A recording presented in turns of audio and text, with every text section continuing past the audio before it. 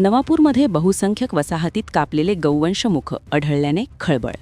अज्ञातांविरोधात गुन्हा दाखल करून सखोल तपासाची नागरिकांची मागणी.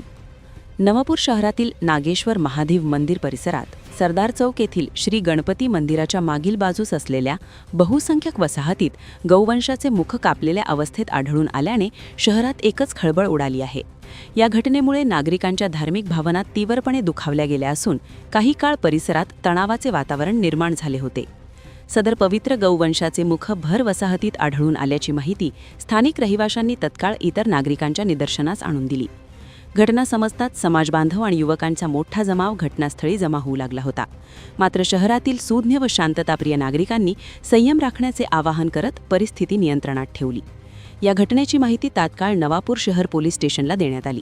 पोलिसांनी घटनास्थळी भेट देत प्राथमिक दखल घेतली असून अभिलेखावर कार्यवाही करण्यात आल्याचे समजते. तथापि या गंभीर प्रकरणी अद्याप कोणत्याही ज्ञात अथवा अज्ञात व्यक्तीविरुद्ध गुन्हा दाखल न झाल्याने नागरिकांमध्ये तीव्र नाराजी व्यक्त केली जात आहे. दरम्यान नवापूर शहरातील सर्व शांतताप्रिय नागरिक सरदार चौक येथील श्री गणपती मंदिराजवळ एकत्र जमले. त्यानंतर नागरिकांनी निवेदनावर सह्या करून तहसीलदार दत्तात्रय जाधव तसेच पोलीस निरीक्षक अभिषेक पाटील यांना निवेदन सादर केले. निवेदनात नमूद करण्यात आले आहे की सदर घटना ही गौवंश संरक्षण अधिनियम 2022 तसेच BNS 2023 अंतर्गत विविध कलमानुसार गंभीर व बिनजामीनपात्र गुन्हा ठरतो.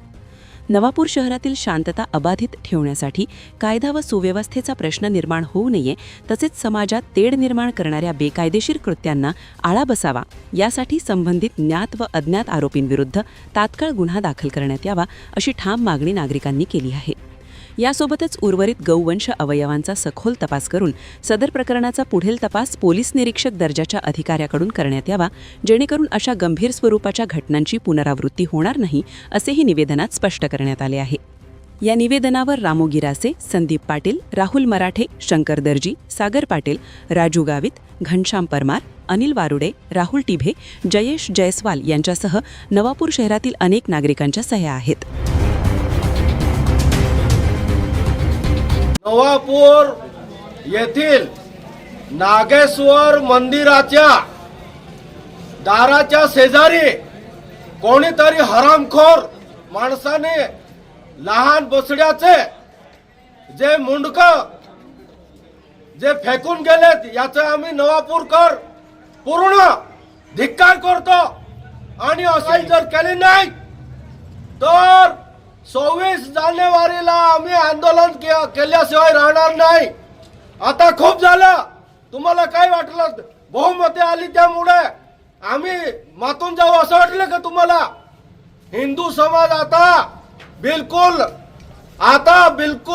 हटणार नाही आणि आता बिलकुल प्रशासनाने जर कारवाई केली नाही तर आम्ही आंदोलन केल्याशिवाय आम्ही राहणार नाही.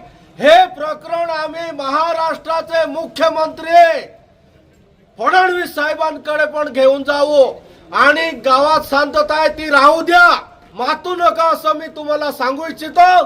इथेच थांबतो. जय हिंद, जय महाराष्ट्र.